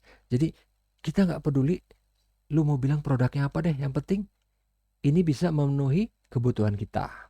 Itu yang pertama, experience. Yang kedua, innovative talent. Jadi tadi kita udah bahas apa? Mau dia talentnya apapun, itu harus dibungkus dengan digital. Jadi nggak cuman misalnya, oh tahu skill accounting, tahu skill manajemen, tahu apa. Tapi do you know kalau manajemen itu misalnya untuk konsep manajemen, kalau pas dimasukkan ke dalam Java seperti apa, di dalam bentuk teknologi seperti apa, tahu apa enggak? Kalau enggak, enggak, belum apa, enggak laku nih dijual. Harus yang inovatif talent yang dibungkus dengan tanda kutip teknologi digital. Yang berikutnya data driven backbone. Data is the new oil, ya kan? Bahwa si data inilah yang nantinya akan memegang peranan penting. Big data, si data scientist. Karena apa? Orang akan menuntut. Tadi bukan cuma experience, tapi dia pengen sesuai banget dengan kebutuhan dia saat itu, real time. Itu yang dipenuhi oleh data driven, ya kan? Yang berikutnya apa? Agile architecture. Maksudnya bank mungkin nggak langsung dong bisa berubah, masa tiba-tiba langsung bisa jadi digital, enggak kan? Dia pasti akan bertahap berubahnya, tapi dia selama pas masa transisi, dia nggak bisa nolak, oh kita belum agile, belum apa, enggak. Dia bisa smart partnership, dia bisa bisa berpartner atau investing, acquiring atau white label atau gold label dengan fintech. Jadi tetap nggak ada alasan. Karena apa? Hyper connected consumernya udah menuntut demikian, udah di depan mata, udah harus dipenuhi kebutuhannya. Jadi one way or another dia harus jadi agile, walaupun dia nggak fully tapi partially. Oke. Yang berikutnya, artificial intelligence. Ya, ini kita udah sering kan bahas bahwa nantinya bisa digunakan untuk eksternal ataupun internal. Kalau untuk internal itu seperti apa? Untuk apa? Yang waktu itu kita udah sempat bahas di Citibank, untuk matching antara debit sama kredit. Untuk melihat ini debitnya ada, kreditnya mana. Atau untuk menentukan masalah pricing. Atau untuk kalau eksternalnya dalam bentuk apa tadi? Chatbot. Oke. Yang berikutnya, smart partnership. Tadi ini ada hubungannya dengan si agile. Jadi kalau misalnya nih bang, oh dia pengen bikin e-commerce, pengen apa, dia tinggal lihat, bisa nggak nih gue partnership sama si fintech tertentu. Oke, kalau misalnya nggak, gue invest, atau nggak gue acquiring, atau nggak gue red label, atau white label. Intinya, partnership. Karena apa? Dia harus menjadi agile one way or another. Gitulah kurang lebih bahasanya. Blockchain dan data brokers. Tadi kita udah sempat bahas masalah identity brokers. Kalau misalnya nantinya semua data di internet itu udah dalam bentuk platform blockchain, itu nanti akan perlu yang namanya data brokers. Maksudnya gimana? Kalau misalnya nih, anggaplah saya nasabah BNI. BNI dia kan nggak nawarin produk buta lagi gitu kan, dia nggak maksa-maksa nawarin produk telepon saya, tapi dia untuk menawarin, oh dia harus tahu saya seperti apa orangnya. Taunya dari mana? Misalnya BNI nelfon ngomongin Facebook, dia cuma tahu kegiatan saya di Facebook doang seperti apa. Tapi dia nggak tahu kegiatan saya di internet yang lain seperti apa. Dia akan menghubungi data broker. Dia akan tanya, saya pengen semua data digitalnya tentang Pak Yudi. Jadi dia akan dapat semuanya itu, oke, gue akan nawarin produk yang sesuai based on data ini. Dan itu bukan dilakukan oleh orang, itu nanti dilakukan oleh mesin. Gitu. Walaupun agak takut, mengerikan, tapi face it, ini adalah dunia yang kita hidup sekarang. Oke. Yang berikutnya apa nih? Open banking. Open banking yang kita udah sering banget bahas bahwa semua bank sekarang udah open. Semua bank karena adanya e-commerce sudah melihat bahwa oke, kita mau nggak mau harus membuka pintu kita, data kita diakses oleh e-commerce, oleh Tokopedia, Bukalapak, oleh siapapun. Karena apa? E-commerce itu udah meledak kemana-mana. Akan sangat-sangat ketinggalan kalau kita nggak ikut membuka pintu untuk itu. Oke. Kesimpulannya, si bank akan embedded di dalam kegiatan sehari-hari kapan saja, di mana saja, dan real time. Oke, ini cuman mengulang aja yang dari tadi di depan juga udah sempat kita bilang ya, udah sempat dibahas. Tapi ini supaya memperkuat ingatan. Produk dia gantikan dengan kebutuhan yang kontekstual dan yang unik per individu dilayani oleh AI. Iya. Yang berikutnya apa? Channel distribusi menjadi digital. Ya. Oke, sekarang ini karena sudah mendekati batas waktu, kita akan bahas tugas kalian. Ya, ini nggak apa. Kita akan membahas fintech innovation di local banks gimana nih di Mandiri, BNI, BRI, Danamon sama BCA. Yang pasti di 1, 2, 3, 4 di 5 bank ini semua udah bisa buka rekening online. Dulu cuma Jenius BTPN yang bisa. Sekarang semua bisa buka rekening online. Pengajuan kredit online semua bisa. Peer-to-peer lending yang tadi kita bilang itu kan, yang tadinya ancaman buat bank dari sisi lending, sekarang semua udah bisa. Chatbot voice assistant berbasis AI, iya semua udah bisa. Bahkan semua punya nama-nama perempuan. Kalau BNI kalau nggak salah namanya Cinta. Mandiri saya lupa namanya siapa. Tapi pokoknya nama-nama yang apa ya, mellow deh ya namanya pokoknya. Gitu. QR code semua sudah Kris implemented. Karena apa? Ya karena memang Kris itu siapa yang inisiatif? OJK. Pasti semua akan pakai. Nggak mungkin nggak. Ya. Berikutnya. Super App yang bisa pakai NFC. Iya semua udah bisa. BNI udah bisa tap cash. Mandiri juga udah bisa e-money. Danamon juga udah bisa. BRI udah bisa pakai Breezy. BCA juga udah bisa. Penggunaan API untuk open bank. Contoh virtual account. Iya semua basically juga udah bisa. E-money. Ya, semua juga udah bisa. Tadi di NFC itu kan yang di tap cash pasti, yang di tap pasti kan e-money-nya untuk top up kan. BNI bisa, Mandiri bisa, Danamon bisa, BRI bisa, BCA juga bisa. Kompetisi hackathon. Buat apa? Ternyata 5 bank ini itu semua sudah pernah menyelenggarakan kompetisi hackathon. Ini buat apa? Ingat tadi smart partnership. Bank dia daripada misalnya Ini alternatif ya. Dia misalnya mau bikin e-commerce, dia bisa invest ke fintech, bisa acquiring fintech, bisa apa. Tapi ini ada cara lain lebih murah. Gimana? Dia bikin sayembara. Kalau mungkin dia kerja sama fintech, mungkin nilai dia harus keluar duit 1 miliar, di atas 1 miliar misalnya. Tapi dia bikin kompetisi, hadiahnya 500 juta. Wah, semua orang pasti mati-matian. Yang mungkin udah pernah kerja di perusahaan mana, ada perusahaan mana. Wah, dia bikin aplikasi buat e-commerce, buat bank apa misalnya yang nyelenggarain BNI. Dia bikin secanggih-canggih, sebagus apa supaya dia dapat menang hadiah. Karena apa? 500 juta bagi dia gede. Kalau tadi BNI harus kerja sama fintech, ngeluarin duit di atas 1 miliar. Karena kan yang datang perusahaan kan. Perusahaan pasti kan yang kerjain banyak orang. Kalau ini kan mungkin di kompetisi paling banyak kalau nggak salah 3 orang. 500 juta, gede. Nantinya hasil dari yang menang itu boleh dipakai sama si BNI. Tapi hak cipta tetap di orang yang bikin. Cuman BNI boleh pakai. Pinter kan? Jadinya daripada keluar duit 1 miliar lebih, keluarin aja 500 juta. Nanti sisanya ini tinggal di kosmetik doang, cuman di makeup dikit lah sama orang IT-nya BNI. Makanya kenapa saya tadinya bingung.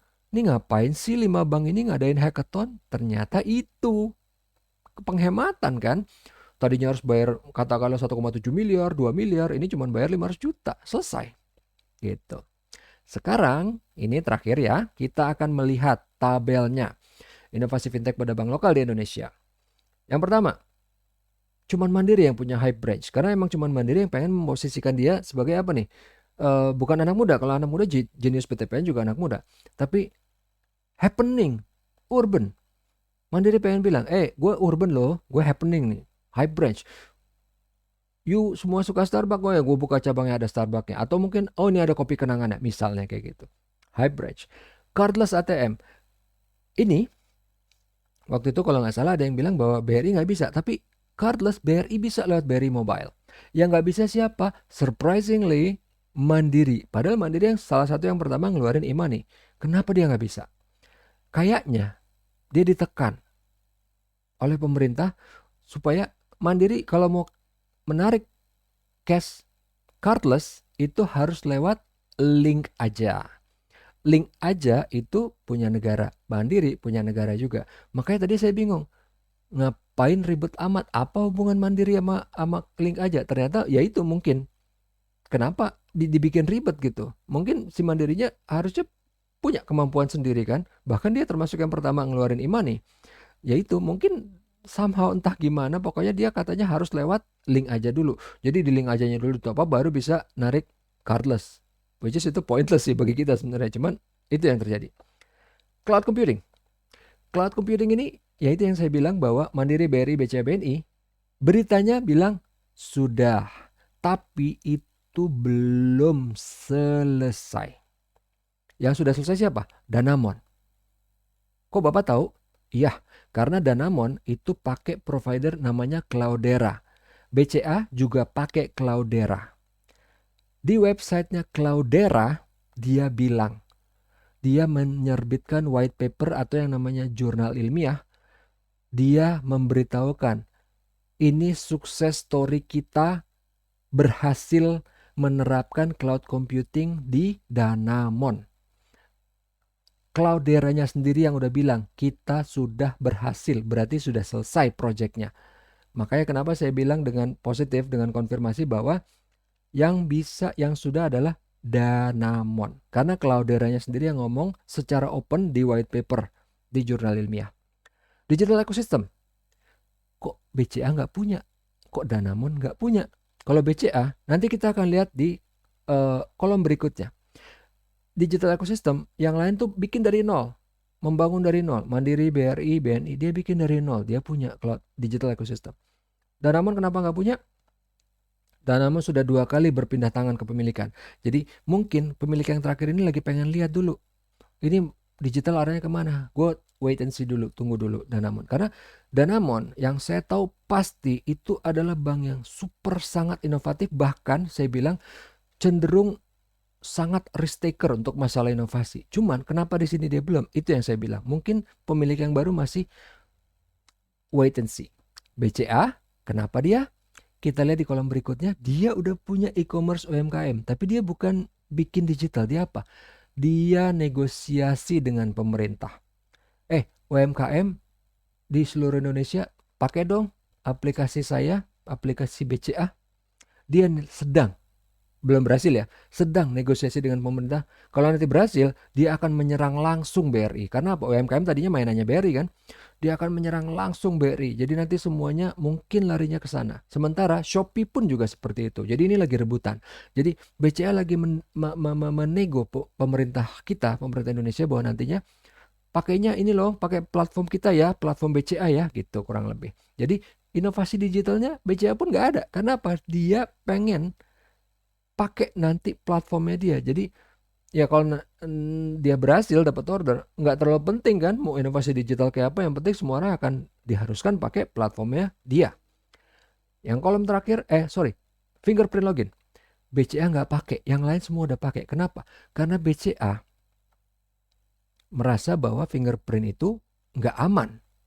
Yang aman adalah facial recognition. Padahal sebenarnya saya secara teknis mengatakan fingerprint itu aman. Ada kasus di internet bahwa fingerprint itu nggak aman, adalah kasusnya Samsung Galaxy S8. Jadi waktu itu Samsung Galaxy S8 pertama kali menggunakan fingerprint dalam bentuk ultrasonic. Jadi kita bisa fingerprintnya itu di layar langsung. Terlihat memang keren, tapi Samsung saat itu nggak siap. Nggak siapnya gimana? Dia udah ngetes fingerprint itu sangat akurat dan sangat bagus. Tapi apa yang terjadi? Begitu dijual ke pasaran, dilempar ke pasaran, orang ada yang pakai apa? Screen protector. Ada yang pakai tempered glass. Screen protectornya tebal. Begitu dipakai, ultrasonicnya nggak tembus. Yang lebih parah, itu menghasilkan false positif. Jadi siapapun bisa login ke handphone itu. Harusnya yang bisa login cuma yang punya kan. Ini siapapun bisa. Itu yang terjadi di internet. Akhirnya dikatakan ini nggak aman. Ternyata bukan itu. Jadi karena si ultrasonic ini panjang gelombangnya cuma dikeluarkan sesuai dengan tebal dari si IPS display panel. Harusnya diperpanjang sedikit, dan itu yang akhirnya dikeluarkan di S9, S10 dan seterusnya. Sekarang udah nggak masalah, tapi BCA-nya mungkin masih takut, masih ngeliat oh ini kayaknya belum. Kita pakai facial recognition aja deh yang udah ketahuan bagus gitu ya. Itulah. Jadi makanya kenapa BCA tetap nggak pakai fingerprint login dan kayaknya nggak pernah akan pakai. Kolom terakhir, pelayanan kredit online di daerah. Iyalah, di sini emang cuman BRI. Karena apa? Cuman BRI yang menjangkau sampai ke pelosok-pelosok. Oke? Nanti di pertemuan terakhir kita akan mereview semuanya, semua pertemuan kuliah kita satu demi satu. Oke? Sampai di sini seperti biasa. Kalau ada yang mau ditanyakan sambil saya absen dulu sebentar.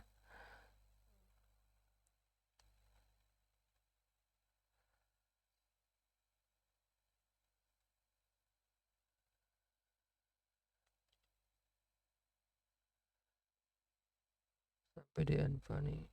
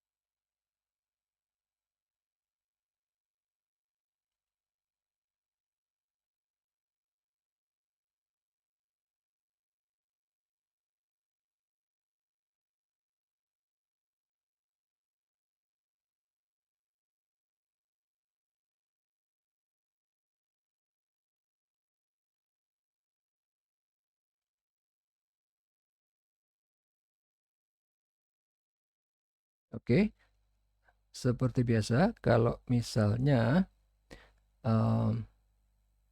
nggak ada pertanyaan, tapi nanti baru keinget nanti bisa lewat fitur diskusi di kampus, atau bisa japri ke saya lewat WhatsApp atau lewat email. Oke, saya sudahi aja untuk kuliah hari ini. Terima kasih atas perhatiannya. Assalamualaikum warahmatullahi wabarakatuh. Makasih Pak. Iya, sama-sama. Iya, sama-sama.